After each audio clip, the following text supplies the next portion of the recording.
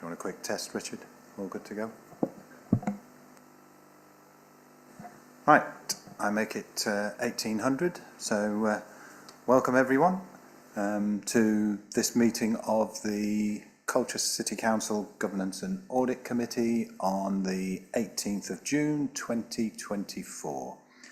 I'm Chris Pearson, Councillor for Beerchurch. I will be chairing the meeting this evening. Just to advise you all that in the event of any emergency, and there are no practice alarms planned for this evening, please evacuate the room and the town hall by going down either the rear staircase or the main staircase and then congregating. It's a little bit behind. And then congregating in the car park in St Runwell Street. The meeting is being held in the grand jury room in the town hall. Is also being broadcast live over the internet on the council's YouTube website, and the recording will be available to view afterwards should you so desire. Please, when you're speaking, use microphones and ensure that you speak directly into those at all times, but also that you switch them off when you've finished speaking. Members of the committee and others in attendance may use electronic devices, but I would just ask that you set those to silent. And if you want to use a camera function, please use those discreetly. There are toilets on every floor in the building and an induction loop in this room, should anybody require it. We will have a short break if we're going on sometime between 7:30 and 8 o'clock, and the council approved some changes, some amendments to the constitution at its annual meeting. So the meeting is intended not to go past 9 o'clock. If we're on the last item and we're getting close to finalise it, I will ask the committee members to consider whether or not we go through. And there is one item where we do need to ensure that we make a decision this evening. So, I'm now going to just ask people to introduce themselves around the table, and I will start with the Chief Operating Officer, please. Thank you, Chair. Richard Block, Chief Operating Officer.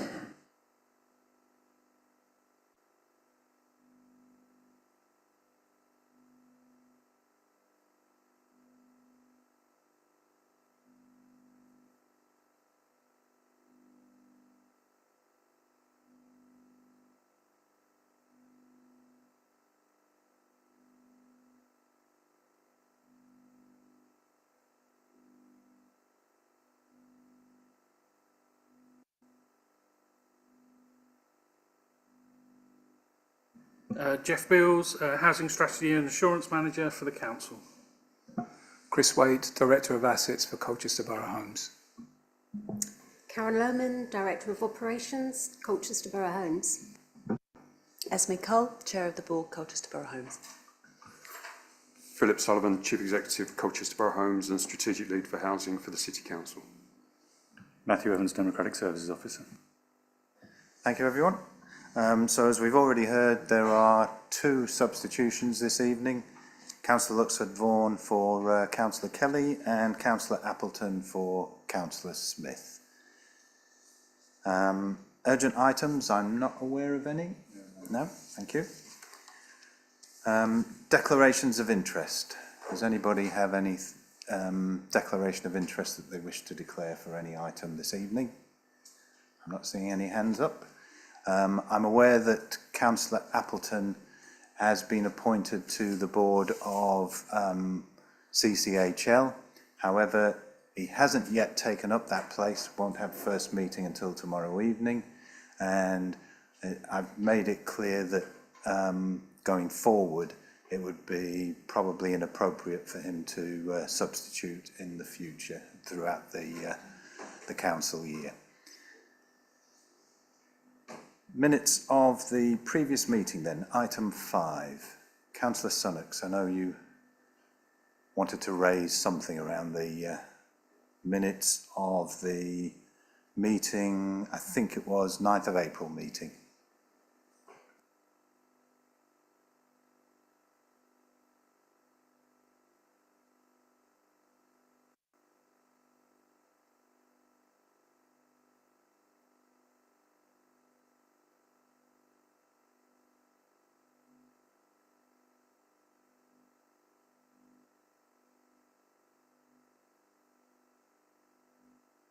Okay, thank you. And I've had a quick chat with Mr Evans before the meeting, so I'm aware of your right to do so. Right.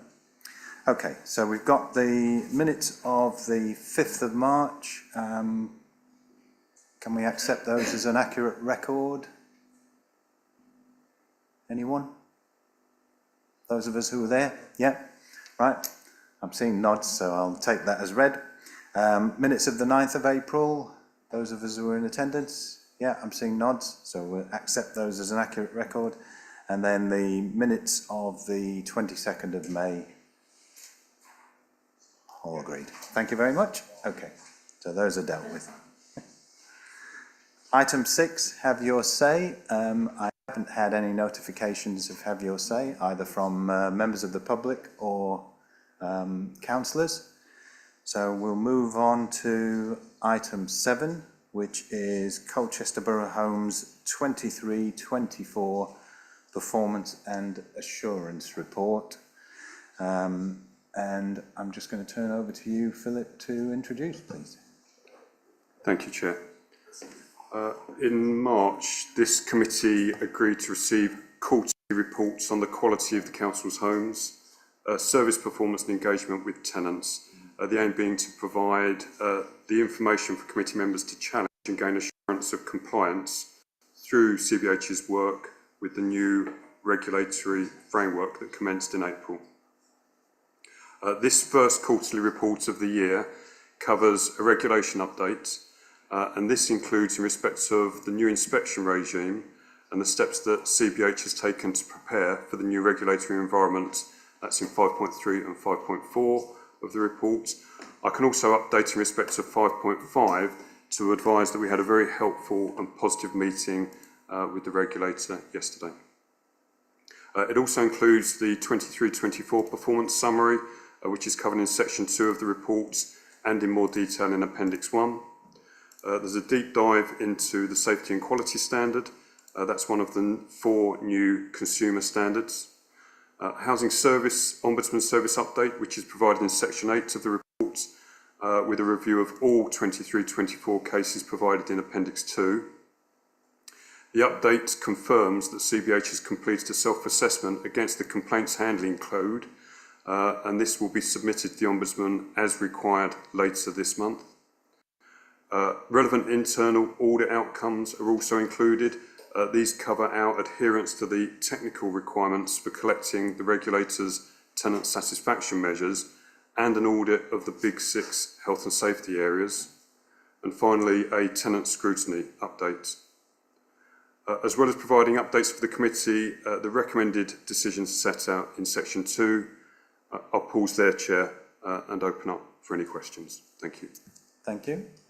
So, just before I open up, one or two of you may have noticed that there was a bit of activity around the table. I understand we've got a little bit of an issue with microphones on one side of the table, unfortunately.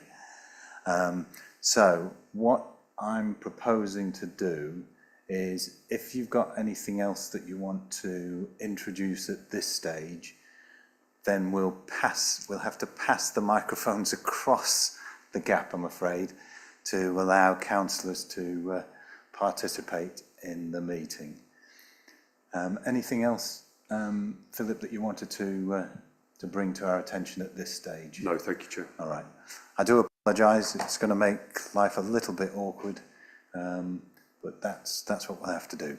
Can I have indications from councillors about whether you want to comment or question at this stage? So I've got Councillor Dundas, Councillor Sunnox and Councillor Naylor at this stage. I'm just going to wait for... Do what? Yeah. I don't know. Do we have a portable, Jonathan? Thank you.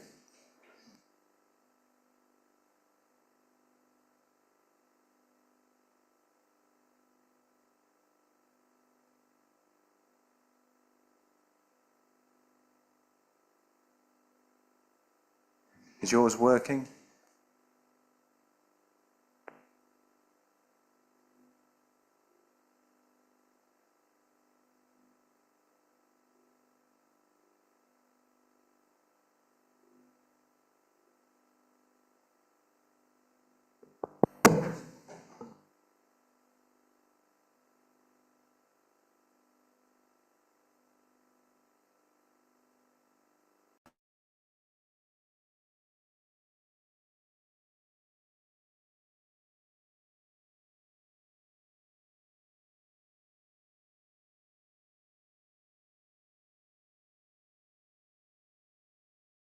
Thank you.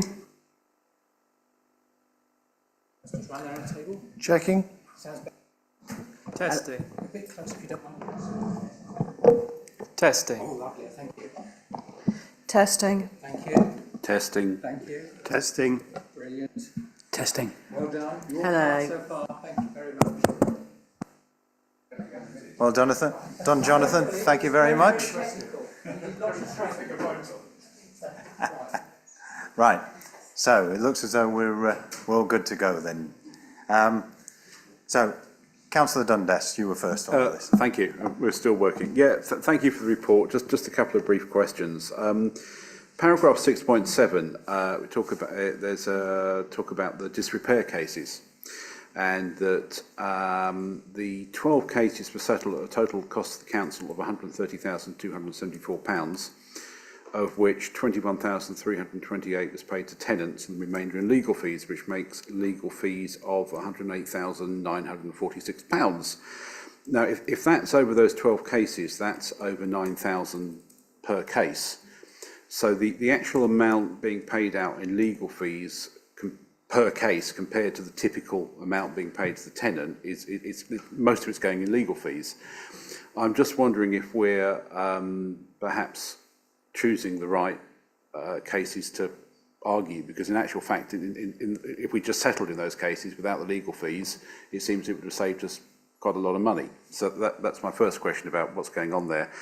Also, just a little bit of an explanation about, and I appreciate that there's slightly different criteria, but in paragraph 7.2, we've got the TP02, satisfaction with repairs, which is a perception survey result, which comes out at 66% against our internal satisfaction of repairs of 86%. Now, I appreciate they might be asking slightly different things or slightly different surveys, but that's still quite a big difference. I just wonder if you could comment on how this perception survey result works. Who are we asking? Why is it coming out with such a different figure to the one we've got internally? So they're just my two questions. Thank you. Thank you. Back to you. Thank you, Councillor Dundas. In terms of the first one, so these are cases that come to us from a solicitor, and you'd have been seen in the report, often solicitors from out of the area who are canvassing for these types of cases. So we are already working in the legal environment. Outside of that, if we can settle through a complaint and compensation, we would seek to do that. When it does come to having solicitors on the other side acting on behalf of the tenants, we take our own legal advice. We work with the council solicitors, and we take a view on each case whether to settle, and if we're going to do it, to settle early, or whether it's one that we should pursue. So these are ones where we've reviewed taking our own legal advice using the council solicitors and taken the view in terms of timing for settling. It is very frustrating that these are cases that are often canvassed, and where actually the individuals who benefit most tend to be the solicitors because of their costs. But we do protect the council's position as best we can, taking our own legal advice. In terms of the second question, again, it's a very important point, because the difference between the two surveys in terms of perception is someone who may not have received the service recently. So we send out the TSM, Tenant Satisfaction Measure Survey, and it will be saying satisfaction with the last repair. They may have had one 2 weeks ago, it may have been a year ago. That's as opposed to when we carry out surveys, we do transactional surveys, and we ask the tenant, within a very short period after they've received the service, what did you think about the service? So they're the people who have received the service very recently, as opposed to a perception of the service. All right. Thank you. Councillor Sunnox. Yes. Again, we've got, we had a big lot of stuff in the 5th March meeting on CBH, a lot of performance indicators and so on, and now we've got another bunch of performance indicators. And we did raise then the problem of, what exactly the committee's role is and how the governance works on it. And I've think that here we seem to be, what we should be doing is, CBH is the managing agent. And should the committee, there's two possible roles we could have. One is to be the shareholder of the managing agent, looking down from the top of its financial performance and, is the board dispatching its responsibilities properly, and are they charging proper fees for their service and looking after the interests of CBH? And then the other way we could be looking at it is as the customer of CBH, and are we getting a proper service, and are the fees low enough are we getting value for money? And I feel, and the HRA, of course, is the huge great, the biggest thing on our balance sheet, which is largely unscrutinised. So I think because it's so big, because it's so problematic and so unscrutinised, we have to be absolutely crystal clear what we're doing. Are we looking as customers of CBH? Are we looking as board members of CBH, evaluating it from that point of view? That's my only question. Thank you, Councillor Sunnox. And if I respond to your query there, I think it's the first of the two suggestions. We are operating as the shareholder committee, looking at how CBH is managing the City Council's housing portfolio. Ultimately, it's for the Cabinet and the portfolio holder to ensure that they're doing that appropriately, and the scrutiny panel will also have the opportunity to scrutinise the HRA and also the portfolio holder regards to how that's all operating. So our role is to monitor the reports that come back to us, to make suggestions and recommendations as the shareholder committee to Cabinet and to full council. Thank you for a very clear answer. I would question whether a lot of these indicators and a lot of the discussions we're having are really, we seem to stray off that into the bog of other things. And I think we've got to be disciplined about it. And of course, I remain concerned that the HRA is the big thing. The small thing is the managing agent. The big thing is the HRA, and that's not getting enough scrutiny. Okay, and I take your point there, but I think that's for another committee to look at, not for this committee to look at. I mean, certainly we will have an eye on the HRA as part of our shareholder function for CBH, but that goes to Cabinet and scrutiny when it's scrutinising Cabinet decisions about how the HRA is being operated. So for those of you, so as shareholders, just let me explain to anybody who's listening in. HRA is the Housing Revenue Account, because sometimes we get into acronyms and it's difficult for anybody who might be watching to understand what's going on. Councillor Sunnox.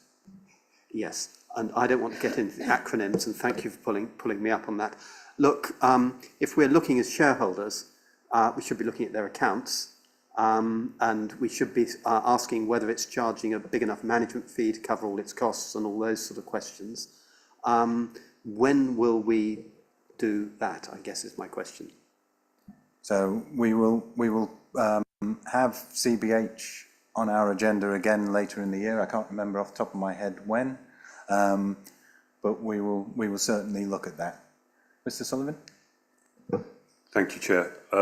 We'll be reporting quarterly, and there'll be an additional meeting in October that we'll be attending as well, which is on our annual governance statement, but we will be reporting quarterly. If I could just very briefly, Chair, put a point of emphasis, because the reporting and the emphasis of the reporting is in fact in respect of adherence to the new regulatory framework. Now, the council as landlord is responsible for adhering to that regulatory framework. It discharges those responsibilities primarily through Colchester Borough Homes, but that's the point of emphasis here, which is why you're seeing the regulatory emphasis and the assurance linked to that, as opposed to the financial side of CBH. Hopefully that helps. Thank you. Yeah, and I think the information before us tonight gives us a good sense of what is happening in terms of that regulatory framework. and the opportunity to ask some pointed and challenging questions and make some comments about that, as we've already heard this evening. I know one of the points that Councillor Dundas has raised, I was anxious to know the answer to as well. Councillor Sonic's done? Yep. Councillor Naylor, please.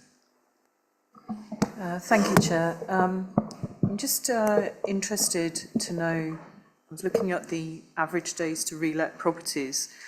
So I appreciate that the performance for the year is 31 days against a target of 28, and the report notes that we've got a performance target of 28 days was met in each of the last 4 months. I just wanted to double check that that's being sustained, but also to pose the question, though I'm pleased to see what steps have been taken to improve that, what more could be done to reduce that turnaround time further, because obviously 28 days equates to possibly a fair amount of money if you've got somebody in temporary accommodation. Yep, I think that's a good point. It also means that for over a month or a month, somebody who could be in accommodation isn't in accommodation because we're having to take that time to fix the property up. Response to that? So performance has been maintained. It's slightly different because, believe it or not, from the outside world, our reporting targets have changed because we're incorporating all properties, not just general needs properties in the figure, but we are breaking that down so that we can compare like with like. Chris, Director of Assets, and I were talking earlier this week, and our performance is sustained and has improved in some areas. What I would say in terms of how we can continue with that, you'll have seen that last year we changed the contractor.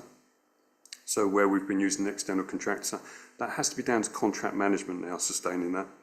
And the other aspect is we've changed how we clear properties because, to be frank, increasingly the condition of properties when they're returned to us is very poor. So making sure that that new contractor sustains that as well will be important. So I think we made some fairly significant changes last year. We need to now flip into now contract management to make sure we sustain that. Thank you. I just, a point of clarity, are they in poor condition because repairs are not being reported or for some other reason? Is that something that could be improved? Okay, again, really important, and that leads me on to something relevant to your first question. It's a mix, but I've seen a video of a property that was completely wrecked, vandalised, I would say, by the tenants in the last 2 weeks. Will cost us many, many thousands of pounds, and that's just almost, I would say, criminal damage. Often but that was damage. We see properties that are not looked after, very poor condition, lots of items left in there that we have to clear. You know, even before we can get in to do the repair work, we have to spend quite a bit of time clearing it, which is why getting a clearance contractor is really important. And some are returned in a very good condition. But the numbers that are coming back in a poor, and in some cases a very poor condition, I think it's fair to say is increasing. So that's been a challenge.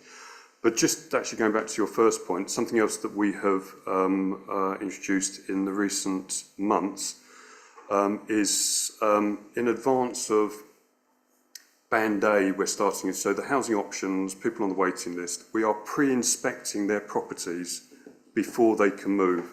And if the property is in a very poor condition, we're pausing their move. So that either they put it back to the condition it should be in, or they don't move and we don't have the cost. So we are looking at, changed 2 major contracts last year, pre-inspecting now. We're looking at what tools we've got. But the reality is the condition of voids for a variety of reasons, but I would say poor condition left by a number of tenants is getting worse. Thank you. Right. Things to think about there. Okay. that all, Councillor Naylor? Thank you. Councillor Dundas again. Yeah, briefly, just to follow up on that. I mean, is that to a certain extent nature of why properties are becoming void? Is it often that we've evicted somebody for whatever reason, or for lack of maintenance or problems of what they've done to the property? You know, is there a different pattern that obviously some become void because somebody's passed away? Some become void because somebody's moved to a different, either with us or with one of our home choice partners, a different property. Some may have gone into private owned or rented property or whatever. So is there a bit of a pattern as to the different reasons they become void as to the condition that they're found in? Yeah, thanks, Councillor Dunn. That's really important. Evictions tend to be quite low. Our number of evictions is low. Our collection rate is high. Evictions tend to be low, but it doesn't mean we don't have evictions. It doesn't mean we don't have evictions for antisocial behaviour, and we have closure orders. So some of those properties tend to come back in poor condition. Deaths is a key reason, but the case that I saw the video on a couple of weeks ago was someone with severe mental health challenges. So it can be a whole variety of reasons. In terms of where they're moving to, then it will either be another social landlord, sometimes Colchester Borough Homes, but often another social landlord or the private rented sector. Thank you. Councillor Sunnock. The way of controlling this is inspections, perhaps. Do we have regular inspections? And my experience is and poor condition is as much because people don't know how to maintain a place, particularly students. And do we provide any help and guidance as to how to stop things getting damp and destroyed? Good question. I don't think we'll have many students in our accommodation, but I'm over happy to you, to Karen. take that. So the reasons that the tenancies end for a number of reasons, as Philip's explained. We do tenancy inspections, so we aim to inspect every tenant over a 3-year period, so we've been into everybody's home. I mean, generally when they're left in a poor condition, that's not malicious or deliberate. Quite often it's somebody elderly moving into residential care and family with no means or ability to clear the property well. So we're working with local companies and charities like Emmaus to help those people to clear the properties. But quite often it is just people who have not had the repairs that they required, they didn't order them, but the inspections help us to predict what will become empty. But bear in mind, small level of properties that become empty every year, so that will be under 400 properties on average a year that we have empty. Probably only 10 will be through evictions, but often abandoned properties that can be left in a poor condition. As the chair says, unlikely to be students, but they are often young people moving on from their tenancy and just walking out and leaving it in a mess. Thank you. I mean, if I could just comment there as well. I know from personal experience in my previous working role that young people who are care leavers and move into accommodation very often haven't had the learning, the mentoring, the support that they need in order to be able to look after their own homes. And, you know, I think by now we're all familiar with county lines and drug movement and the fact that we end up with cuckooing instances in Colchester that has an impact on some of our accommodation. Councillor Sunnock. Yes, it does sound as if this is an area where we could, because our repair bills are through the roof, and it does sound as if we could get the tenants coached and helped to do more to look after themselves, we'd be in a better position. And once every 3 years, an inspection once every 3 years, do we have a list of properties where, you know, where we perceive that help is needed, where we do it more regularly? I would have thought once a year was more like it, certainly for the difficult ones. Certainly those inspections help us build a database of those tenancies that need more regular inspections, and so we do things, for example, like visit those more regularly. But increasingly, as society has changed, so have our tenants. So now social housing, for us, we take the tenants that come to us who probably can't afford to live in the private rented sector or to buy their property. So often those people need more than just a home. They actually need help to live there and manage their tenancy. We engage with a local community interest company who come in and do some tenancy training and help for people to how to look after your home, do the simple basics, pay the bills, look after your home. But even beyond that, for some people, managing a home is something that's quite difficult. And that is something that increasingly we find more and more so. Thank you. And I would add, unfortunately, over the last decade or so, the support mechanisms for those individuals, the funding has reduced. So there's less of it available to support individuals who need that support. Thank you. I'm not seeing any other indications. I just had a question about paragraph 8.3, which talks about the new complaints handling code and the fact that it says, consistent with many in the sector, CBH is seeing a higher volume of complaints being escalated to the Ombudsman. And I just wondered what CBH are doing to try and mitigate those references to the Ombudsman. Thank you. In many respects, I know this might sound counterintuitive, but we do and we're expected to promote the Ombudsman service. So when we write to the tenants as part of our complaints responses, we always refer to the Ombudsman. We've publicised the campaigns by the Ombudsman because it is an expectation of the sector to do that. Whether everyone does that is another matter, but we are, and that means we are more exposed, I would say, to more cases from the Ombudsman and more negative outcomes as well, because that is the reality that some will be negative. But in terms of then responding to that, wherever there is a negative outcome, it's important that we learn lessons from that, and we do, and we always respond to the Ombudsman and make sure we cover all of the angles that they've raised with us. But I do think that as a sector, this is certainly much higher profile as well. I think there's been much more publicity out there generally, which means that it will be, I think, an increasing part of our work, certainly in the short term, Chair. Thank you. And I like the progress report and the highlights and the narratives in there. I think they're helpful. The management performance summary that's towards the end of the report, useful, although I think I hope I speak for most, if not all, members of the committee. I think it would be helpful if those, when they come to us each time, that you report the exceptions to us in there, so that we know which ones we need to concentrate on. Thank you. I'm seeing Councillor Sunnock's indicating again. Yes, I'm sorry to keep on coming back. This is interesting about the Ombudsman. Two questions. If we settle, do we ask the tenant to sign a non-disclosure agreement so that the word doesn't go round? It's absolutely lethal. If the word goes round that you're settling claims, giving them a bit of money to go away instead of legal fees, it's absolutely lethal if the word goes round that you're an easy touch. And secondly, where we choose our ground, I would say that we should choose a small number and bloody well make sure we win those, so that, again, we're kind, but we've also got a reputation for not taking any nonsense.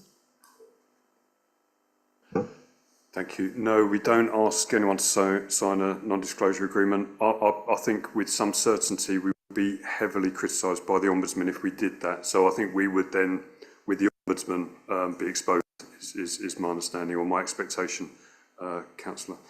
And in terms of holding the line, more so I would say on disrepair cases. If cases go to the Ombudsman, they go to the Ombudsman. We provide the information and we are bound by the findings.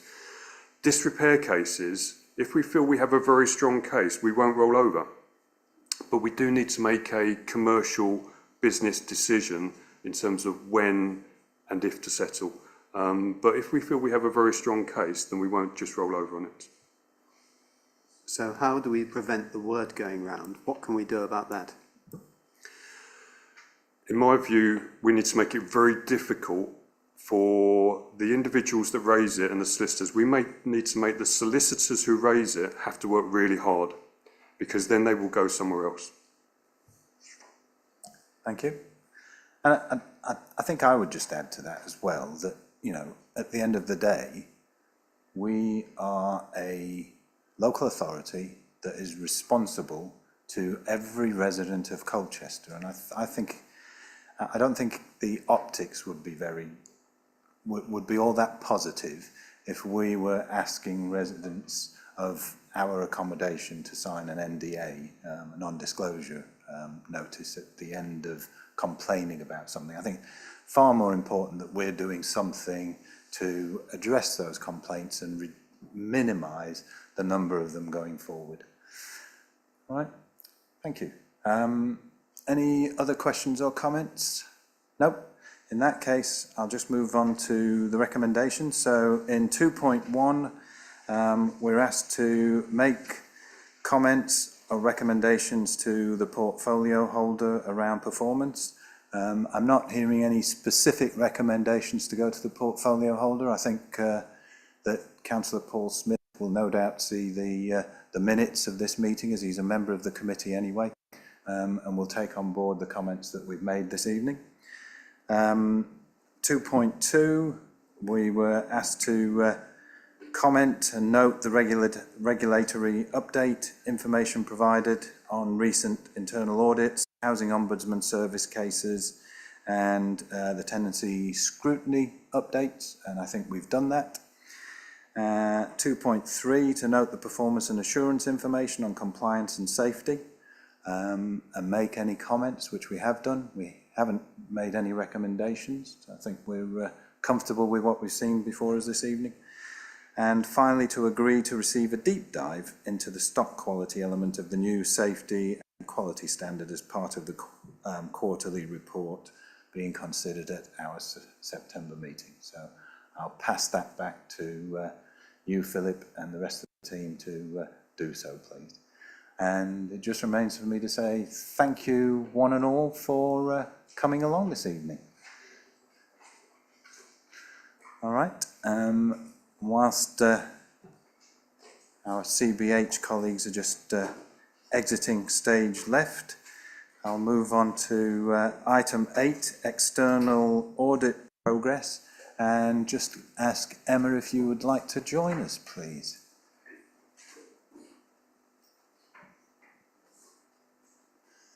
Right, I'm sure members of the committee will welcome our new auditors to the meeting this evening, but I think I'll pass on to Andrew Small just to introduce this item, and Emma to the rest of us. Thank you, Andrew. Thank you, Chair. So to talk about, first of all, the audits that are still incomplete, really, 2021, 21, 22 and 22, 23. And then perhaps Emma would like to talk to us about where KPMG are in terms of thinking about our planning for 23-24's audit, and perhaps something on the wider position in terms of dealing with the backlog of audits that's still outstanding within the sector. The PSAA, the Public Sector Auditor Appointment Organisation, reported there were 634 audits outstanding as of May 2024. So as previously reported, this isn't an issue that's unique to Colchester City Council. It's replicated across the whole country, I'm afraid, and you know, it is an unhappy situation generally. We have had an update from BDO, but actually it didn't tell us very much, if I'm honest with you. They're close to completing 2021 and they still intend to do so, but they have been focused on NHS audits for now. So as soon as that completes at the end of June, they will be focused again on getting 2021 audit of accounts signed off for Colchester, which, you know, I think they're very close to doing, if I'm honest with you, but have no ability or intention of auditing 21, 22 or 22, 23, and fully expect to come back with a disclaimed opinion later on in the year. The position, and I'm sure Emma will update you, is now uncertain as to when the long stop date will be because of the general election. Necessary legislation that was required in order to enact that didn't get completed ahead of you know, Parliament being disbanded. Wrong word. So we're now expecting probably a later date in the year. We expect that September date to move, and in the meantime, we're just going to carry on as we are, really. So that's the position in terms of the historic audits. Maybe I shall hand over to Emma at this point for an update on KPMG's work and the position generally. Thank you. Thank you, Andrew, for that summary of where we are, or where we aren't, probably. Emma, happy to have you with us. Please just give us a brief introduction of who you are and where you're at the moment. Thank you. Oh, thank you, Chair. So I'm Emma Larkham, I'm Director from KPMG.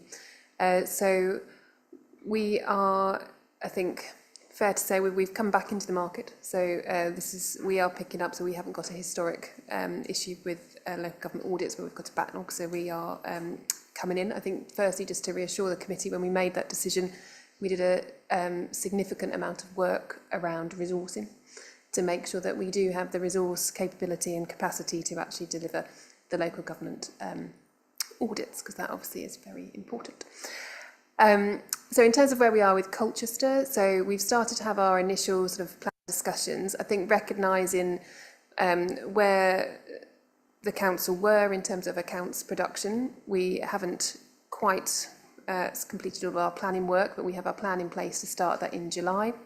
So we will complete the plan work, aim to get you a plan later in this year, with the expectation that hopefully by December, but if not early part of next year, to have completed the 23-24 audit.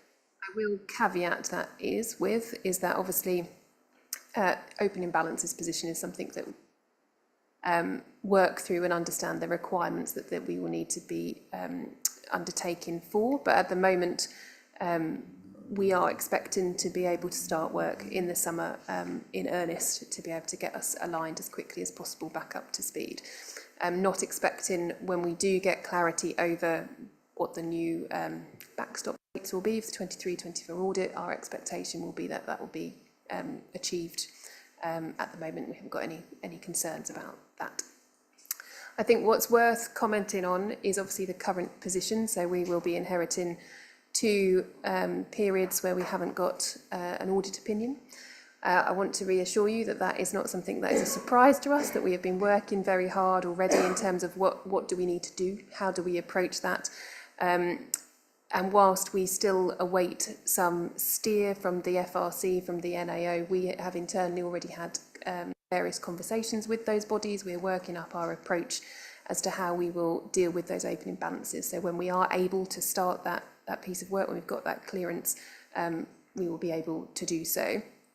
I think as well, just important to remember that obviously when we come in, we will still have an unaudited opening position. So there will be a period of time, and I think when the consultation that came out did indicate that there's sort of a phase process of rebuilding assurance over a couple of years. So it'll probably be about 3 years we would anticipate until we get back to a clean opinion. But I think what's important to note is that we will be able to do the work around the in-year balances, and therefore it's the opening position that will take a few years just for us to be able to rebuild that assurance. And that is in line with the entire sector. So that is what we will see across the piece, obviously where we have got these bodies where they have had these opening balances positions. But what I think is important is we have engagement from the council. Clearly, Andrew really wants us to get back on track. We want the team is really working very hard, and I think we've seen that. I know that there's been a significant shift in timeline for this year for the productions of the accounts, which is really great to see. And I think as soon as obviously that the production of those accounts is complete, I've confidence that the team is ready for us to come in and start working on that audit, which is really important. Happy to take any questions. Thank you for that explanation and openness about where you're at, where you hope to be, and by when. I know that the outstanding audits have exercised many members of this committee over the last couple of years, if not before, in fact. And it's good to have reassurance that the latest set of accounts, hopefully, will be audited, albeit with those 1 or 2 caveats that you've already explained to us. I don't propose to take a lot of time because this is just Emma's introduction to us, but I will allow anyone just to have one bite of the cherry with Emma or with Andrew on where we're at with audits? Councillor Sunnox. Yes, it is important that we look at this, and I hope you won't be too harsh on timing us out, Chair. I wish Emma and KPMG very, very much success in untying this knot. I'm an alumni of, well, Pete Marwick, but of KPMG effectively, and I've got many friends there, and I would hate to see them stumbling as our existing auditors have. So welcome, welcome, welcome. Number of questions. Will you qualify the accounts on the basis that you don't know whether the opening balances are right? Will you take that approach, or will you take, you seem to say something, you said it would take many years to rebuild assurance on the opening balances. That would be very unsatisfactory if we're still waiting for you to say, well, we can't rebuild assurance on those. And are you going to have to, or are you going to have to go back and look at previous years to really build those assurances? Would it, what I'm really pushing towards, wouldn't it be better to meet a tight timetable, get it done, and qualify your way out of trouble on the opening balances, rather than spending ages going back trying to reconstruct them and then getting caught in the same tangle? It's my first question. Since I'm in now one bite of the cherry, I'm going to ask a few more, all in a group. You said that you are going to have an audit plan for 2023-24 by December. So that's not December this year, that's 9 months after the year end. Is that not quite late to have an audit plan? And shouldn't we, when do we expect to get, I think we'd like to have a date when we expect to get accounts and a date when we expect to get an audit for that. So it'd be really useful to have that. Sorry. And I think my last question is, have you got, if you've got any suggestions as to how we might behave to try and get the catch up? Every time we hear that other councils are in the same position, my feeling is there's a lot we could do to catch up on the past audits. But if you've got any suggestions as to how we might be able to take control of our future, I feel seriously uncomfortable sitting on the Governance and Audit Committee that has no audit, and as far as I'm concerned, that undermines the whole of the governance system. Having no audit is fundamental. Thank you, Councillor Sunnox, for that very big bite of the cherry. I'm not sure I heard the same thing that you heard from Emma about December, but I'll allow her to respond to that. Thank you. So if I would just take those in turn. So the disclaimed opinion piece. So what the 23-24 opinion, where we stand currently, and I have to say currently because obviously there is still uncertainty, the various backstop dates, all of that process has to go through legislation. So as our current understanding is that you'll have a disclaimed open in balance set of accounts. We will not do a full open in balance audit. That is our, at the moment, our expectation. Therefore, you will have a open in balance which has not been audited in your 23-24 account. So therefore, it won't be a disclaimed opinion in 23-24, but it will be a modified opinion, identifying the fact that the opening balance has been disclaimed. With an opening balance is the comparator. So therefore, it takes a few years for that opening balance disclaimer to fall away. So it's not that you get I suppose an unaudited accounts for 23-24, 24-25, 25-26, that's the one we are expecting would then be clean, is that it takes a few years because you have that opening balance come forward. So there will be a process, and again, that will be exactly the same for any council, and it would be the same if you had a disclaimed opinion in other situations, in private sector where you have a disclaimed opinion, you don't get an immediate clean opinion again because you have this issue around the opening balance being disclaimed. In terms of the work we expect to do over the opening balance, as I say, we're not expecting to do a full opening balance audit, so we won't be re-auditing every single balance in there, but we will, where our thinking is at the moment, and I say we are still waiting guidance, is that it will probably be a risk assessment type process where you'll essentially say, well, things such as your property portfolio, we can get that completely revalued as at 23rd, at the end of March for 24. Therefore, actually your risk over your opening balances, we would be able to see if it moved materially, for example. And it's through that process that you get to a position where you essentially would say, is that opening balancing materially wrong? Probably not. And that's what we're trying to get to. But it will take, I say, that sort of mechanism. And I can't sit here today and give you exact details as to how that mechanism works, because there is uncertainty over that. But as that becomes clearer, once the legislation's passed, we'll bring that back to you so you can have that clarity. In terms of the timeline, sorry if I was unclear, our expectation is on audit planning start in July. So I would expect probably early September we will get to you an audit plan, but depending on when the committee dates fall, we'll have a look at that. My expectation is that we will have completed the vast majority of the 23-24 in-year work by December. What I can't confirm to you is a date that we would sign a set of accounts for 23-24, because that is dependent on this backstop situation, and obviously I can't sign a set of accounts until I've got a prior year set of accounts signed, even if that is a disclaimed opinion. In terms of engagement with the prior auditors, I think it's a very difficult situation. I mean, you know, I think it is.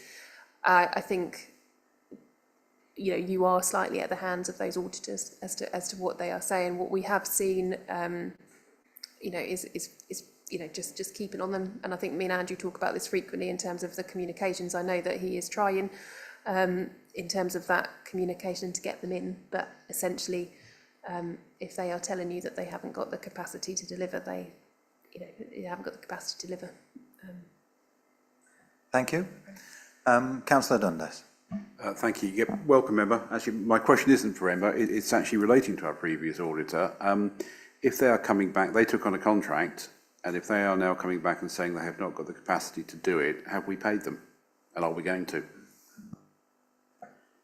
Andrew? Thank you, Chair. I think there'll be a process for kind of reconciling fees payable for the amount of work that's been done by those auditors. No, like yourself, really, I think we're very much in the space where we wouldn't be expecting to pay for, well, almost any of it, really, if I'm honest with you. There's still a value for money opinion that will be done, and I'm sure there'll be a fee payable for that, really. PSAA are somewhere in the middle. We're kind of arbitrating around these level of fees, but we haven't received the service, so our expectation for how much we should pay should be very, very low. But whether it actually works out to that level or not, I don't know. Thank you, Andrew. And I think in some respects we're very much beholden to what central government determines, aren't we, at some point? Right. I'm not seeing any other questions. Welcome, Emma. We look forward to hearing from you as we go on through the year. Right, so there's nothing else really under this item. Councillor Sonics? Yes, it's a question. We agreed at the last 9th of April meeting that there would be a paper prepared on the consequences of disclaimer and how we can negotiate that disclaimer to be, I mean, I've never come across a disclaimer before. We've got to, get our hands around it. When might we expect that paper? So I'll defer to Andrew in a mo, but my thought at the time that we discussed that was that central government would have determined what was going to happen by now, that we'd have a very clear steer from the appropriate department about what was going to happen, how those disclaimers are going to be done. But as we've already heard, because of the general election, that position is still in a state of flux. So I don't believe that we could expect our Section 151 officer to produce something for us until we know what the position is from central government. But I'll pass on to Andrew now, just in case he has a different view. Thank you, Chairman. And Emma may have a view on this, really, but I think, yes, absolutely, it's tied up with the legislation. I think there are an awful lot of Section 151 officers and Audit and Governance committees who are very interested in the form of that disclaimer. And I think, it's being fleshed out as part of that, kind of determining what the legislation looks like, I think, really, at this point in time. But there'll be, whatever it is, there'll be a lot of very, there'll be a lot of very angry audit committees, I anticipate, and a lot of focus on the exact wording that's included in terms of that disclaimer. And the councils generally would be very keen to make sure that there's no reflection on the councils being at fault for it, I think. So we're very keen to make sure that whatever form of that wording does take, the councils get an opportunity to help formulate that, really. Thank you. And I've just been reminded of the minutes of that meeting, which quite clearly indicate that an update on progress of the council's external audit process to be delivered to the committee at the earliest possible opportunity. And I think at the moment we haven't reached that earliest possible opportunity. I'm just going to take two very quick comebacks and then I'm proposing that we move on. Councillor Dundas. And this is very brief. I mean, at the last meeting, I couldn't actually attend. The committee recommended to Cabinet that the consequences of disclaimed accounts be investigated and planned for. As far as I'm aware, Cabinet accepted that recommendation, and actually there was a conversation there that obviously until you actually know what the disclaimer says, what the basis of the disclaimer is, then you're a little bit in the dark. But I think there is actually some work you can do, because I mean actually Emma has already laid out one of the consequences this evening, that we won't have known opening balances. So I think in terms of alerting members to where we're heading and the consequences for the information members are going to get, there is some work can be done there. A lot of it is internal as well. It's not, we know the consequences for us, so I think that there's some work can be done there. But I do accept, I don't think actually it's from government, it's what BDO put on it. That's what matters, because that is what they'll lay out their position, and then we'll have to deal with that. Councillor Dundas. Andrew. I absolutely agree. Of course it is BDO's disclaimer, so that they will have the final say on the wording, but there will be a lot of conversation with the Financial Reporting Council, the NAO, the Chartered Institute of Accountants as well, in terms of what that form should look like. And I expect to see some commonality, at least across the sector. The implications, ramifications of this are far-reaching. And the consultation document that we looked at earlier in the year labours, it talks about some of the consequences at some length, really. In fact, there's at least 3 years of modified opinions on the back of this, really, and that's almost an inevitability at this point in time. My own view is that the consultation talked about rebuilding trust, but for me, in terms of accounts, I think trust is binary. I think that they're true and fair or they're not. 5 years in total, isn't it? Exactly. So I think I think it's a very, very unhappy situation, but not one that we're really in a position to influence, particularly at this point in time. Other than we've just got to work through it. Very keen and very pleased that Emma has come here tonight to talk about the work of KPMG, and I'm hopeful that we can rebuild or provide reassurance to the committee about key elements of the balance sheet and income and expenditure account in time, so that the members of the Governance and Audit Committee and the residents of the district are reassured. Thank you. And I'm conscious of the fact that the council leader is here this evening and listening to this, and I've noticed that Councillor Corey, the portfolio holder for resources, is online and is listening as well intently, and I'll give him the opportunity, if he wishes, just to make a remark before I close this item. Councillor Sunnox, and this is the last. Yes, I know you want to close this down. What I'm worried about is the way that every time this comes up, it's someone else's fault, and we deflect it to national issues and all the other councils that are having the problem. What I feel we need to do is to focus on what we can control. There's a lot that we should be trying to squeeze some value out of the audit. And it may be that they just haven't done the work, or it may be they've done some work and found there are blockages, or it may be they've found things that are downright wrong and the things just being postponed. And I feel that we should, as the Governance and Audit Committee, to press for us to do what we can control, which is to get a written report from BDO saying what they've done, what they're happy with, and what they haven't done, which falls into those categories. That we agree with it. We haven't been able, we can't say, and it's downright wrong, and we're worried about it. We should be trying to negotiate something along those lines, and not just constantly saying, oh, we'll wait for the legislation, or we'll wait for this, we are where we are. I know I said it before, but I feel I want it strongly on record. All right, and I'm with you on that. I think it's essential, and I'm sure that Andrew has listened and heard very loud and clear, and that no doubt, I know that he and Chris Hartgrove have been doing things in between our meetings where they're trying to get information out of BDO about when they can do what they will do. And I think we just have to leave it in their capable professional hands to keep pushing what we want to see as a committee and what members of the council need to be able to see to be reassured. So let's have that paper now and not keep postponing it.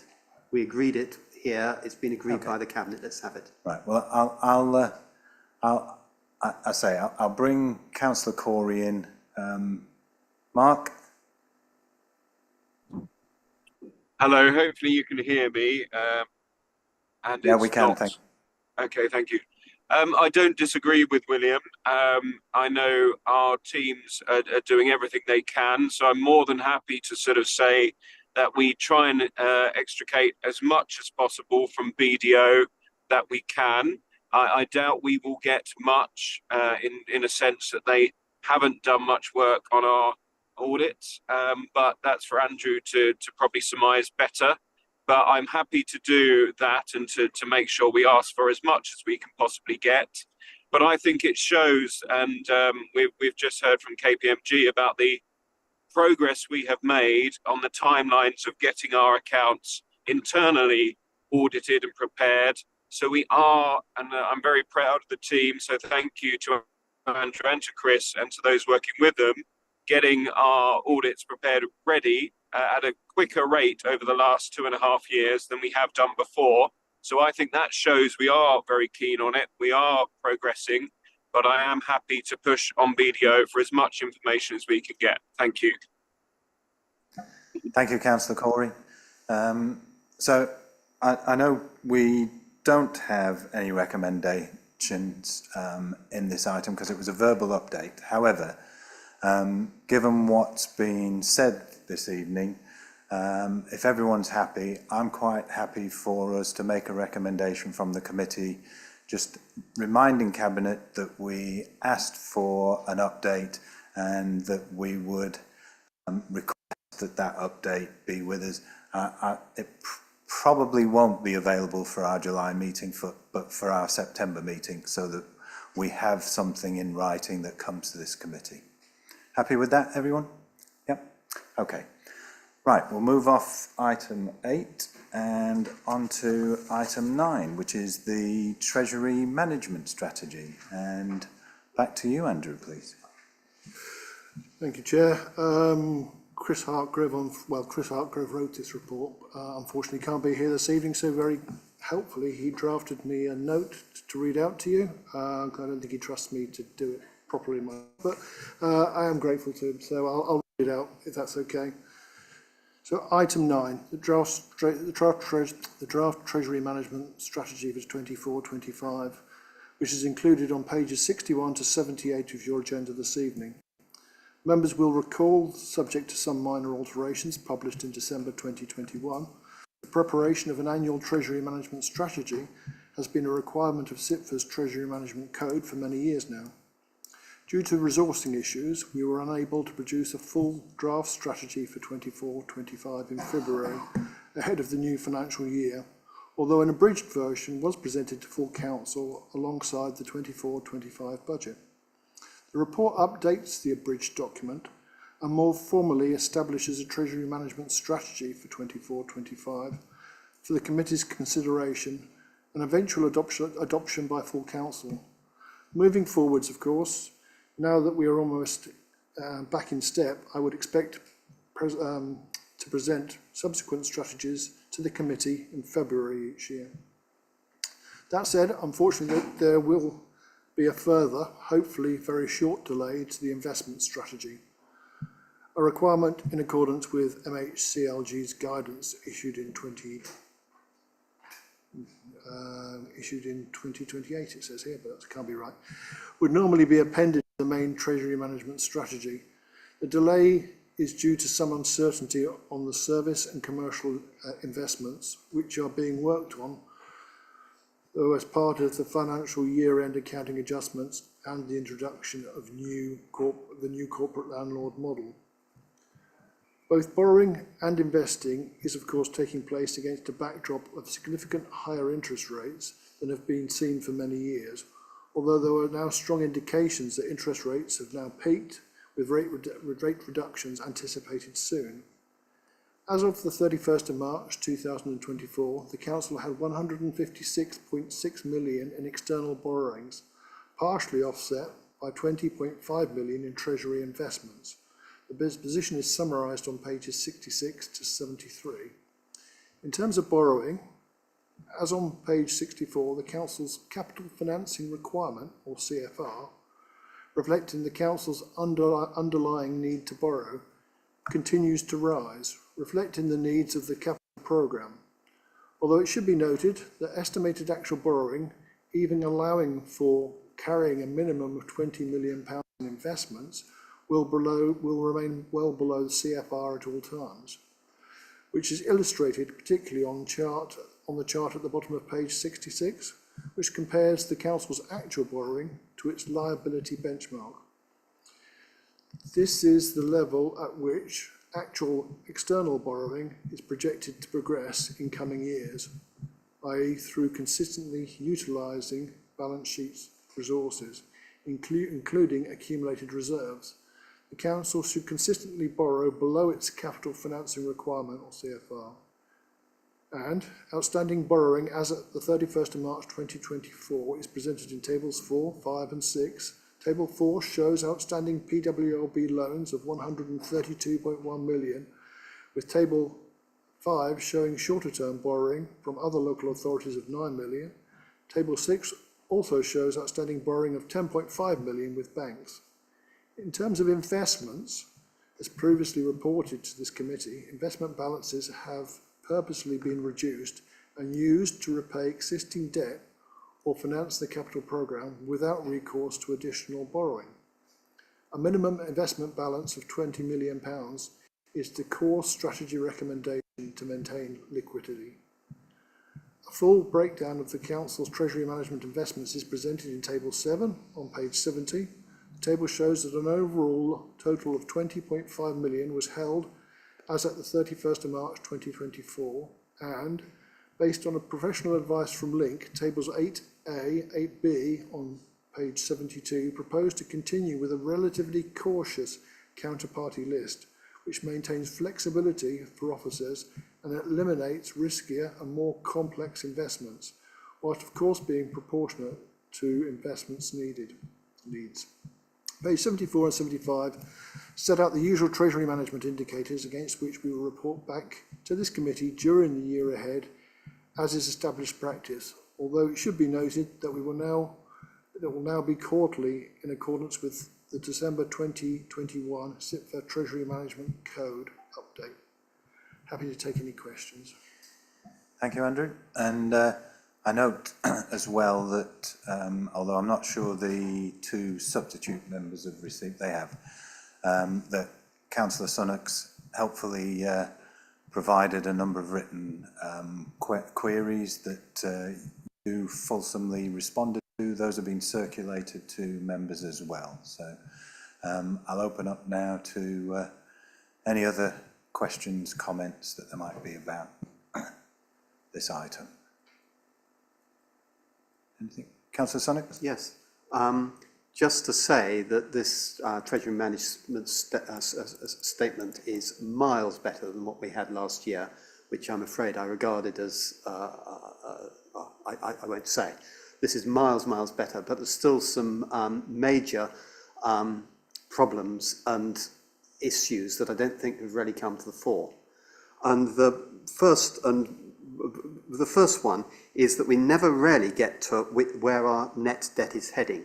Net debt, I think, is vital. Every time we get conversations about this, there's all this stuff about internal borrowing and everything else, but the net debt at the moment is 131 million. We're told that with great clarity. That's the gross debt less the short-term investments.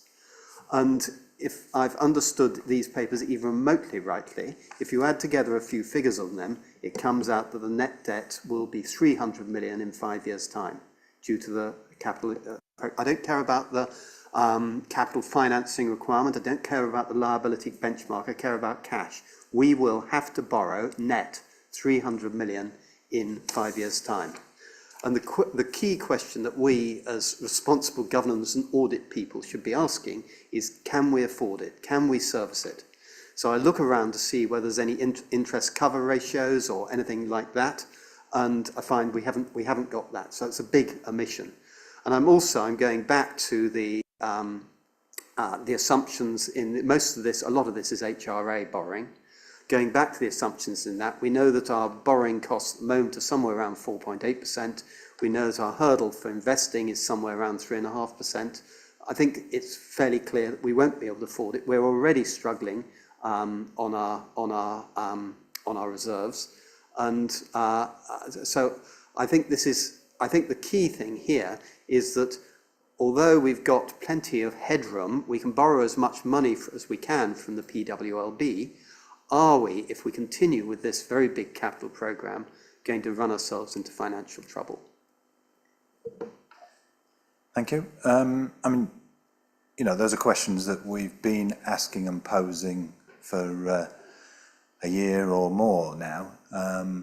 But I think we're also aware that there are actions being taken by Cabinet to reduce some of those costs. Andrew, I don't know whether you want to respond, and I'll give Councillor Corey the opportunity as well.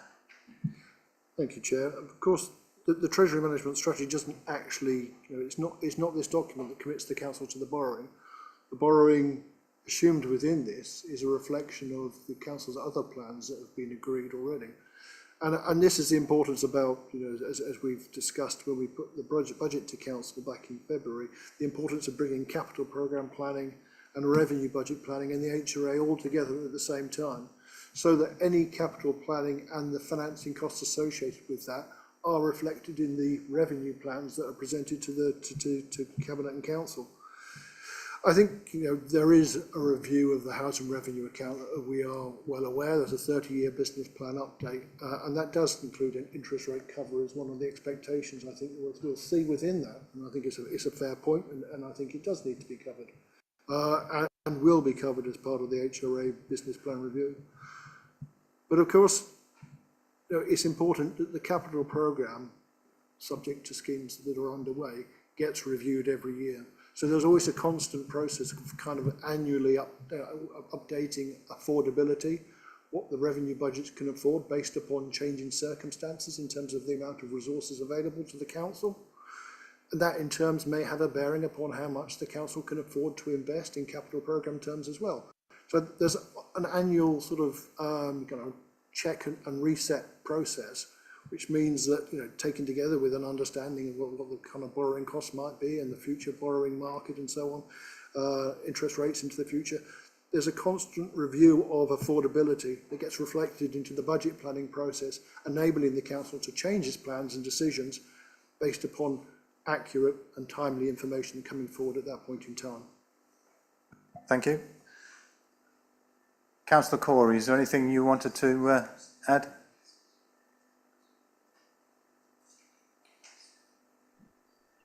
Thank you, Chair.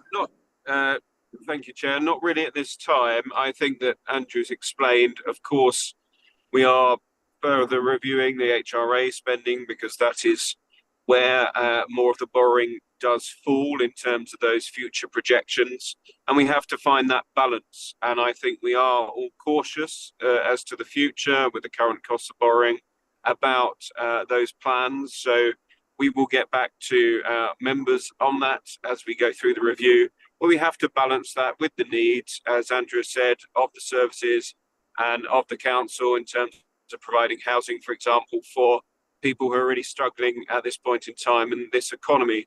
but I absolutely get the concerns, and so does the leader. We act with caution, and we will be doing that, and we will feed back as soon as we can with the review of the HRA in particular, as the pressure of borrowing comes from there. Thank you. Thank you, Councillor Corey. Councillor Dundas. Yeah, briefly, firstly, thank you very much for the quite comprehensive answers to the questions William posed, which were distributed round, and thank you for being able to get those to us in time. In that document, and as it's been distributed to everybody, I'm sure I can refer to it, there is a link to the CIPFA Financial Resilience Index, all good exciting stuff.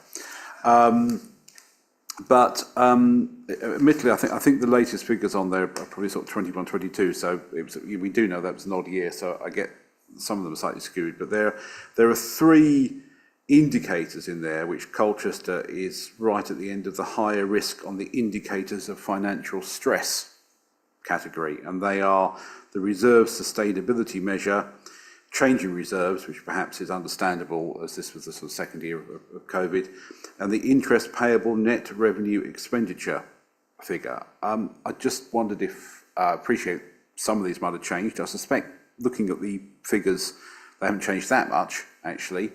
I just wondered if you had any comments on those, or why Colchester is so near the high risk end. Thank you. I'm going to refer back to Andrew for response. Thank you, Chair. Yeah, I mean it's designed for wider consumption, so the Financial Resilience Index is generally available. I do refer to it in the Section 25 report as part of budget setting, but I would encourage members to look at it, and also indeed Oflog as well, who are also monitoring some of this financial information as well. Unfortunately, that data is taken from council's accounts, and there has been a delay, as you'll know, in terms of providing some of that information. So the information that both Oflog are using and CIPFA in the Resilience Index is out of date, 21-22, and that was an exceptional year, as Councillor Dundas has highlighted, in terms of some of the particularly in relation to reserves, some of the COVID follow through really. But one of the key things that kind of frustrates me slightly in terms of both Oflog's reporting and CIPFA's Resilience Index is debt associated with the housing revenue account. Now, I think it's important to recognise that I think probably the majority of district and borough councils disposed of their housing stocks through housing stock transfer. So those councils that are left and still have a housing revenue account, and therefore either bought their way out of the housing subsidy system or are borrowing for new housing development, are automatically disadvantaged in this statistic, because we automatically got a large volume of debt associated with the housing revenue account. And so if you're a district council or lower tier council with a housing revenue account, you're almost automatically in the top tier of that resilience index in terms of your debt and your financing costs.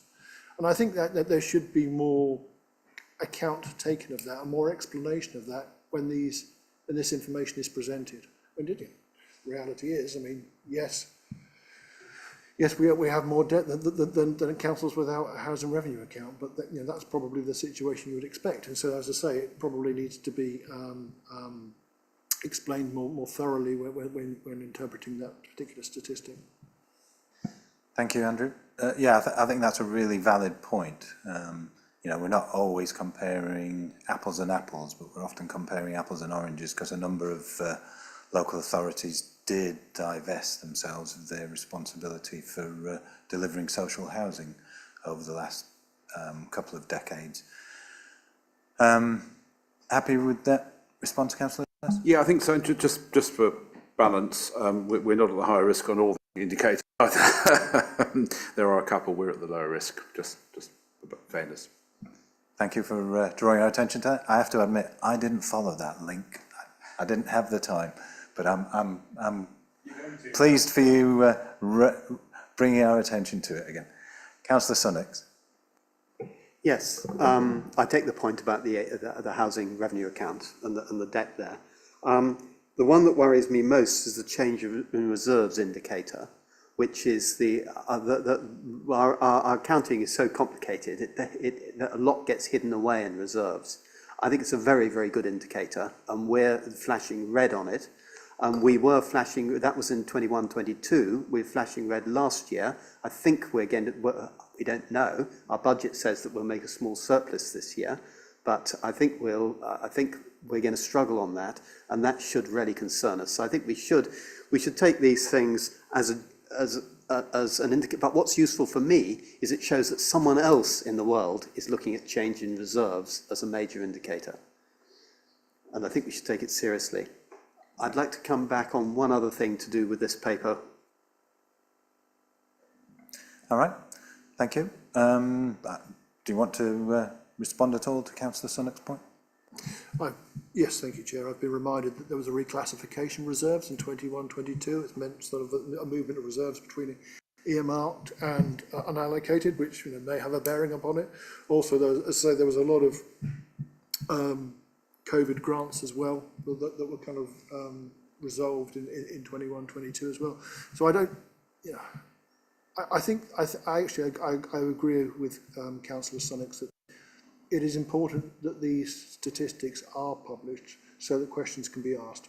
So we need to be able to stand up and respond to questions in this forum or others really about the robustness of the council's reserves position. And if that that indicator in itself initiates those questions, then it's a good thing. So I'd support that really. Thank you. Yeah, me too. Did you say you had one more thing you wanted to come back on? Yes, it's about controls. It's about the Treasury Management strategy at the end of the day is about what control do we have, how are we disciplining ourselves. And I've got a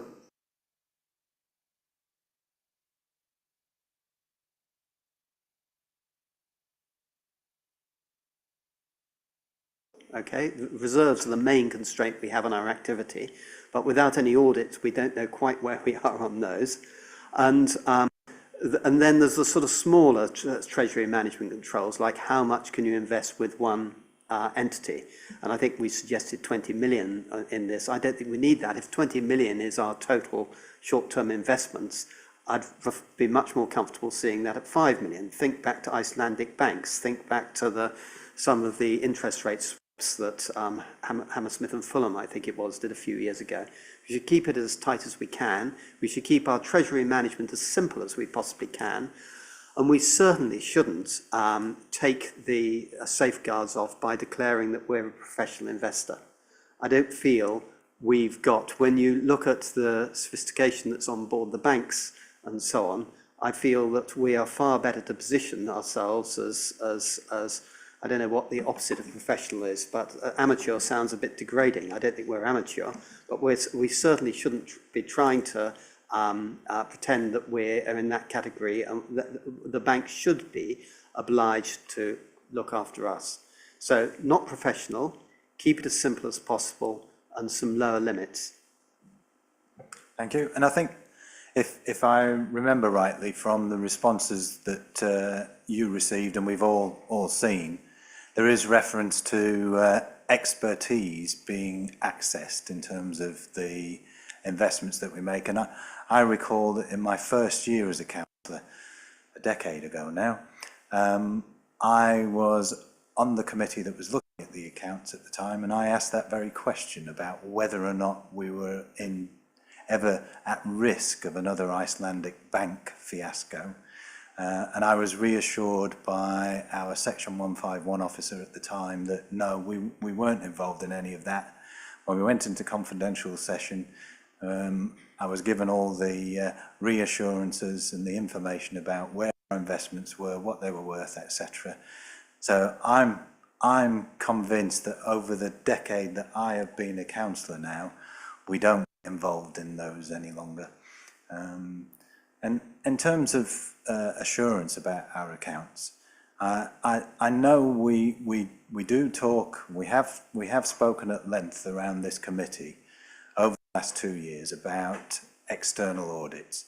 But I will just come back to, I suppose it's my mantra, We have had a change of Section 151 officer in the last 18 months.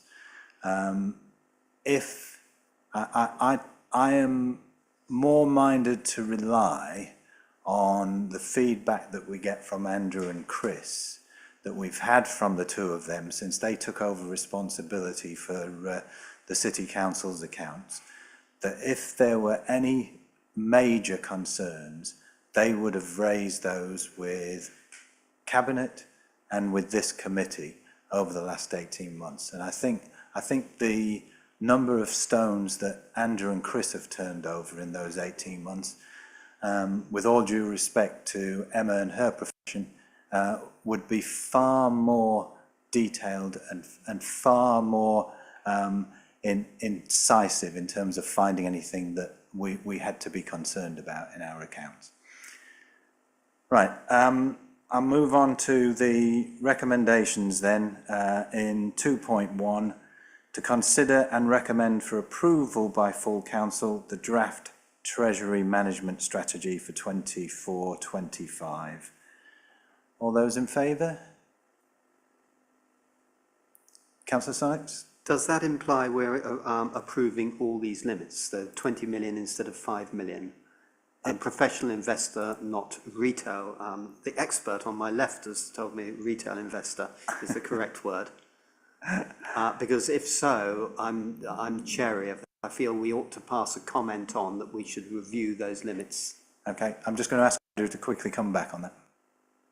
Thank you, Chair. I mean, I think there was a number of points in the questions raised by Councillor Sykes. I think, first of all, I think it's really important to know how much better our treasury management strategy is now, and the regulation and control of that, than it used to be prior to, say, the Atlantic Bank fiasco.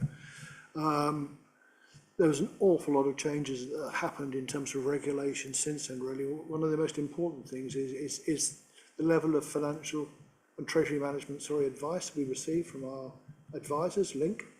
All of our limits have been reduced. Our investments are spread more thinly, and our credit ratings that we seek are a much higher bar now than they used to be. So it's all about, I mean, the whole of Treasury Management Code is all about, it's about reducing risk, not return. And very much this strategy kind of, embodies that, really, I would say. So the view is that, retail rather than professional status, retail doesn't give you an awful lot more protection, really, is the view of our Treasury Management advisors, and I'm inclined to agree with that. In terms of investments, we are provided with real-time information from our Treasury Management advisors. We get real updates about credit ratings and changes to those, watch statuses, downgrades and so on, and we change our lending lists on the back of that in real time. So I think risks are hugely diminished from where they were if you go back to kind of Icelandic days, and I was there as everybody else with investments in Iceland, really. An awful lot's been learnt since then, if I'm honest with you, and I think our treasury management strategy is much better, much stronger, much more risk averse than it would have been back in those days. And through the advice of our treasury management advisors, I think we're in a good place. I'm never in a space of trying to say to this committee, trust me, I know what I'm doing. It's important that this committee exists to provide challenge, to provide scrutiny, to provide that kind of reassurance and ask the questions, really. But I think this is one of those examples where the strategy itself is robust and safe and looks after the council's investments. The whole business of reducing the total amount of invested cash got out there, really, by seeking to internally use it in lieu of borrowing instead. It helps reduce that overall risk. But as I say, I think the strategy itself is robust. I think it's professionally put together, and I think it's safe. Thank you, Andrew. In view of the response that we've had from our Section 151 officer, I'll come back to the the recommendation and those in favour. That's the recommendation I've just read out. Those in favour, please show.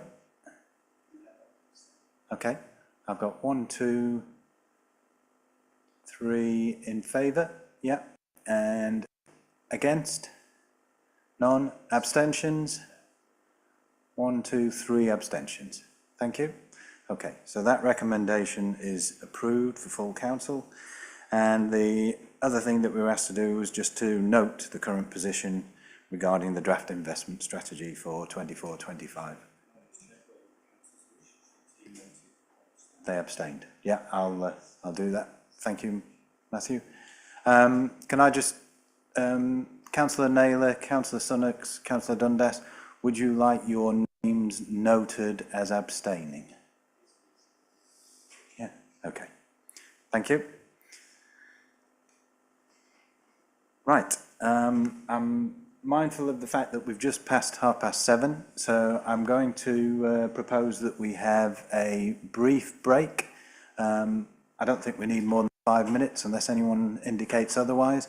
So if you could all be back by 19:36, please.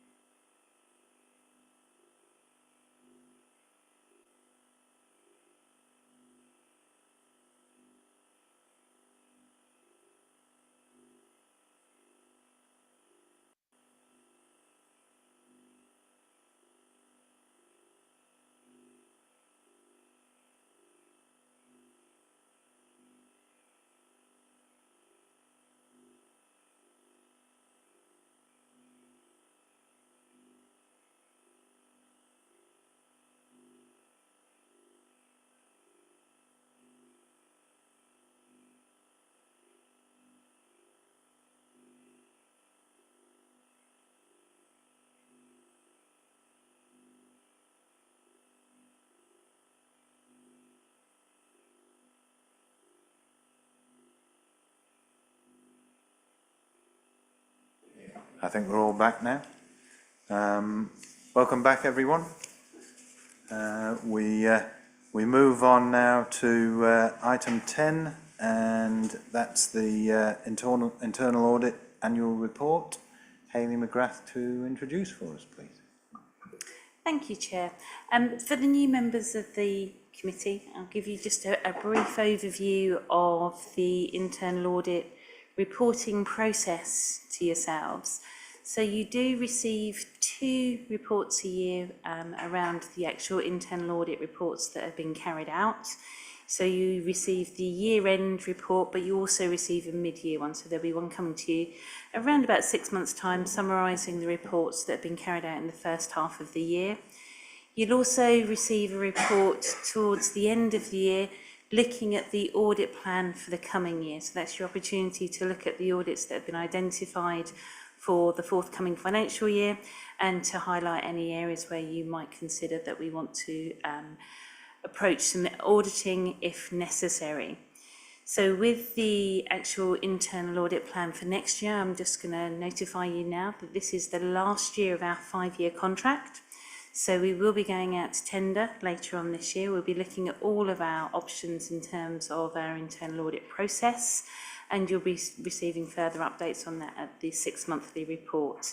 So that might impact slightly on the audit plan for the coming year, but obviously I'll keep you updated on that as we go through the year. So this report that you've got attached is Appendix 1, sets out all of the reports, audits that were carried out last year for 23-24. And we have an external internal audit provider, so by the name of TIA. They carry out all of those audits for us, and they stick to the plan that we identify for them, but we also add in some additional items during the year as necessary. And you'll see on the appendix that there are some items that are highlighted when they do the summary of the audits, where it says it's an additional item. That's where we've identified we want to do a bit further review of those areas. So I've set out the key messages for you in 1.2 in terms of the provision of the service. So as I say, the appendix goes into a lot more detail. We achieved 26 audits completed during the year, and 11 of those audits, which was 42%, achieved a substantial assurance rating, which is the highest rating that you can have. And that's compared to 12 last year, which was actually 33%. So we have had some limited assurance ratings compared to 0 last year. However, limited assurance ratings don't mean that that service is failing or that there's any particular issues or concerns. They've just identified some control areas where they could feel that there could be some improvements. And we have had some urgent recommendations during the year which have been dealt with compared to 1 last year. So really it's whether you have any questions on the audits undertaken or the processes used. Welcome for any questions. Thank you, Hayley. I know looking at the limited assurance, I suppose my concern is that procurement has been raised as an issue that needs some attention for a while now. So I suppose my question would be, where are we at in terms of reducing that limited assurance with our procurement? Yeah. So quite rightly, you've raised that concern about procurement, and in the next report that I will introduce to you in a minute, that has been highlighted again, and I'll explain why when I come to that one. But in terms of where we are at the moment, there is a new procurement strategy that will be coming to you early on in this financial year, and I think it might be programmed for next meeting, so you'll be able to have that conversation about the processes that we use and provide yourself with assurance that we've covered those areas off. Thank you. Questions or comments? Councillor Dundas. Thank you, Hayley. Just very, very quick question. I'm probably misreading the report, but in the summary it lists 3 areas of limited assurance, but in the actual table it only lists 2. So I just wondered what the third one was. We have one to be finalised, so it's in a draft state at the moment. So to be fair to them, we have to have a conversation with the auditors to confirm the recommendations, because there is some debate about those recommendations in terms of whether they're appropriate for the audit that's been carried out. And that's a normal part of the process. So in terms of our auditing programme, we are able to have those conversations with the auditors, because obviously they will come in and they may be auditing something for the first time, so they think they have an understanding of how it works.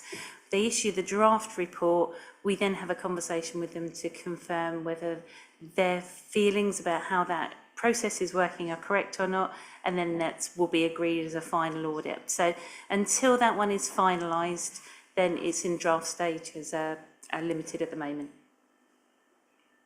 All right. Any other questions or points of clarification? No? Okay.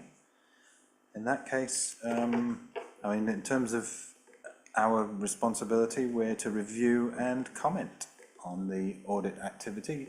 Those of us who've seen these reports for a number of years now, they're fairly straightforward. I always find them quite clear to follow.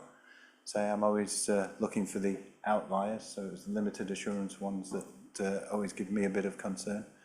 And you picked those up, so thank you. All right, so we'll move on then to item 11, review of the governance and framework and draft annual governance statement. Back to you, please. So those seasoned members of the committee will have seen the annual governance statement previously. For those that haven't, we have a requirement to produce a statement looking back and doing a self-review of how we've governed during 23-24. That does form part of our statement of accounts and is checked by our external auditors, so they will review it to ensure that the items that we've picked up are relevant. It's part of the accounts and audit regulations that we're required to produce one, and it's a very holistic view of the council, so we look at several areas and set out for you. Appendix 1 is the actual statement itself. Now, it's along the 7 principles of corporate governance, and they're set out for you in my main report at paragraph 5.2. So everything is about ensuring that we've met those principles. And what we do is we look at a range of things across the council. We look at our constitution, we look at our policies and procedures to ensure that we comply with those 7 principles.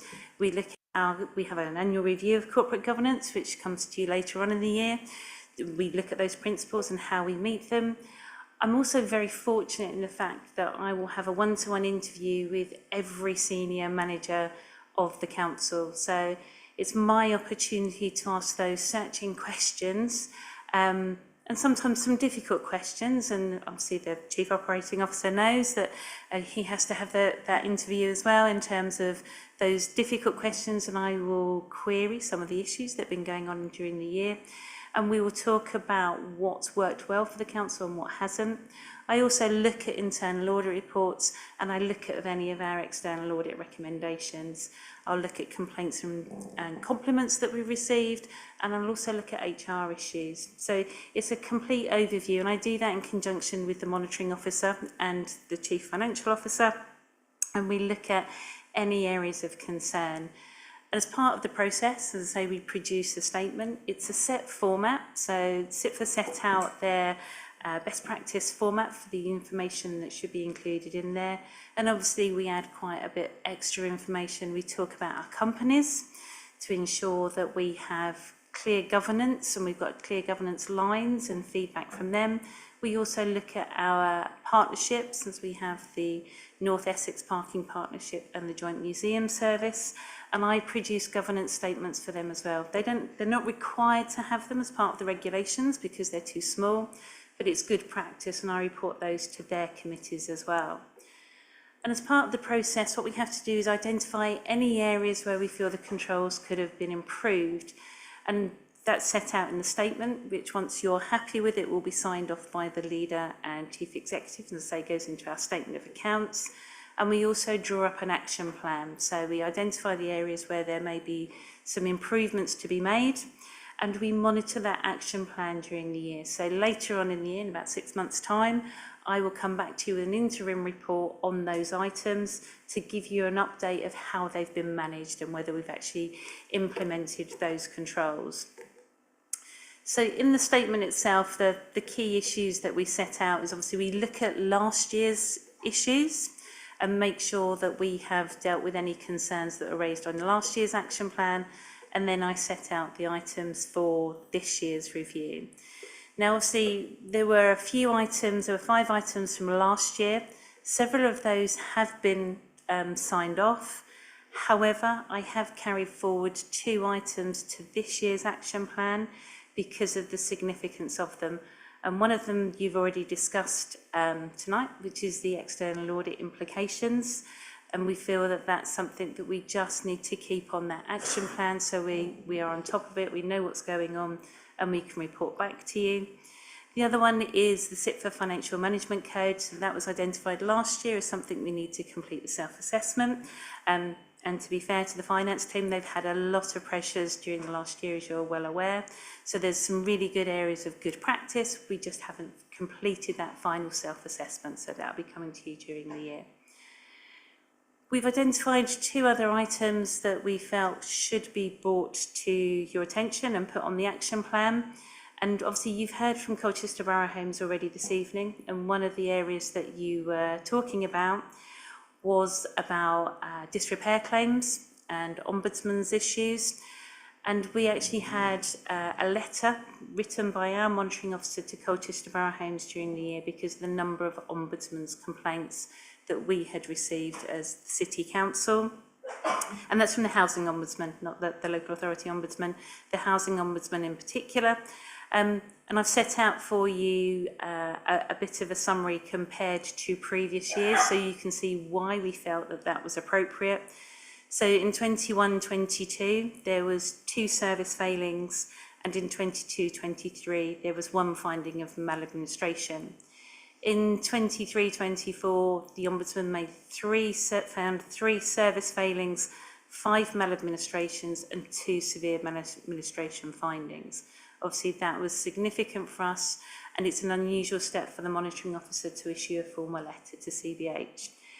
That has been responded to by CBH, and I can confirm that they've given us assurances about those processes being changed. However, I think it's important that we monitor that during the year to provide you with that reassurance.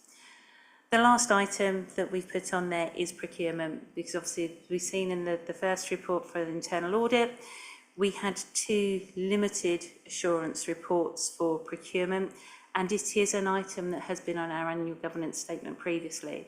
So it's making sure that those issues are being dealt with during the year. As I say, you'll have a report next month, but as it's on the annual governance statement action plan, we will continue that monitoring, and you'll get additional updates on that later on in the year. So I'm open to any questions. Thank you, Hayley. And I know from listening to your annual reports to us on a number of occasions now over the years that you do hold senior officers' feet to the fire.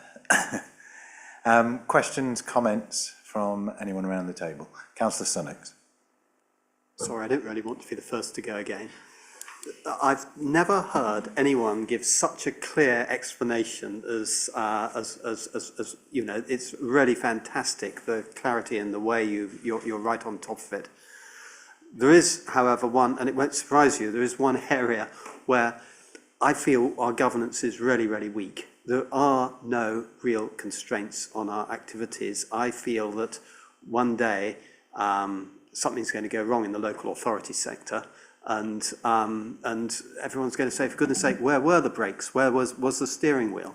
Where was the engine as well, perhaps? But certainly the brakes and the steering wheel are very lacking. If you think about it, you know, what is stopping us borrowing another £100 million? What is stopping us going and putting 20 million with an Icelandic bank? There's just 2 that just come to mind. And I don't know how to put that into your statement, but I regard us as having a very generalised lack of financial control. If this was, my job has always been as finance director of groups of companies, if there was a subsidiary company with this scope of operation, I'm not saying that we use the scope, I would be really concerned. So I think we ought to bear that in mind, and perhaps you can advise about how you incorporate that in an annual governance statement. I would say it's very difficult to incorporate that specifically in our annual governance statement. It's part of all of the processes we have, the external audit processes, the financial management codes that we have, and I think that will come back to you when we do that self-assessment against the code, and any concerns that you have about the self-assessment results, we can incorporate that then in your governance statement and the audit programme going forward. So if there's still concerns in particular areas, if we're not meeting areas in the code, then we can incorporate that into the internal audit programme. Thank you. And I think we're doing ourselves a slight disservice as well when we don't recognise that we are doing some of that. The questions that we're asking, the clarification that we're seeking here is giving us that opportunity. Andrew? Thank you, Chair. I'm sorry to come in on this one, but actually I think local government actually is one of the most regulated of organisations, and completely different to private sector companies in many regards, in terms of the hoops that we have to go through to get the things agreed and make decisions. For example, the constitution, the delegations, the bodies, the scrutiny, all of these processes are there to provide governance, reassurance, checks and balances really in the process. It's why one of the reasons it takes so long to get anything done in local government is because we have these extra hoops to go through, because it's public sector money and because we're responsible for it. So actually, rather than being more risks in the public sector, I think there are far fewer risks in the public sector because of these controls. But that's my view. I think these forums, as already been said by the chair, are to hold our feet to the fire really, and to make sure that the controls are strong enough and are where they should be really. And that is the role of this committee. Thank you. Did you want to come back quickly, William? I don't disagree with anything that Andrew Smalls said. I'm just really saying the controls in the public sector are very different, probably far more onerous and bureaucratic.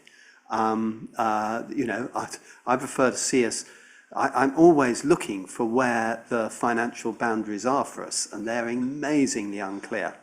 And I'm not saying we have to run it as if it was a private sector organisation. I'm just saying that understanding where they are is really difficult.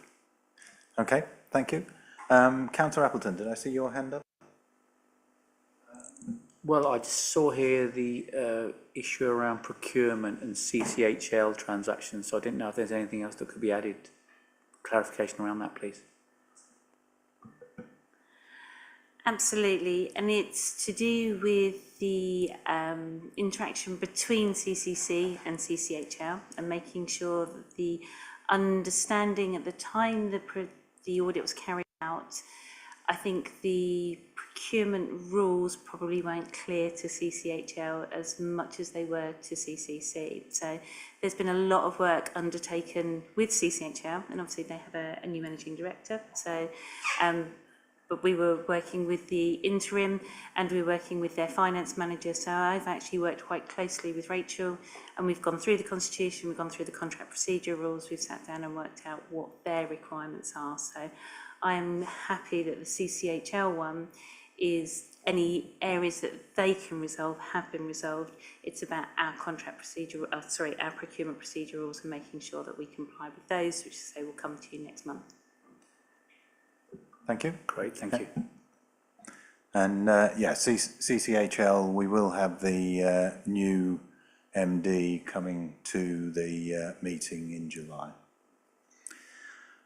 Right, I'm not seeing any other indications, so we're asked to consider and note the review in compliance with the 7 principles of good governance. I always like to remind myself of those, and Hayley quite appropriately puts those in the document for us.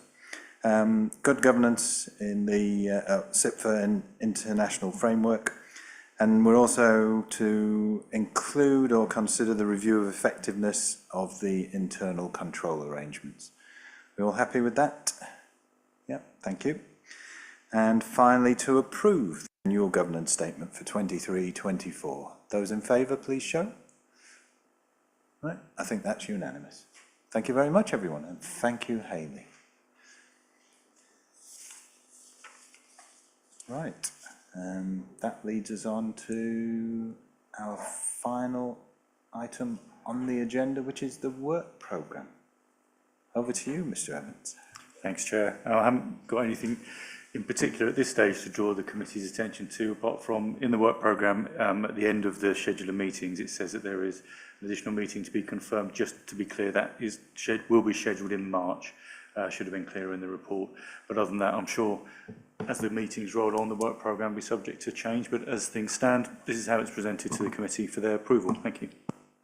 All right, thank you. And those of you who have looked at this in detail, as I know one or two of the committee members will notice that there are some spaces between number 1 and number 2 in the work programme, and that's to allow us to insert things as we need to do as we go through the year. Councillor Dundas, I saw you indicate.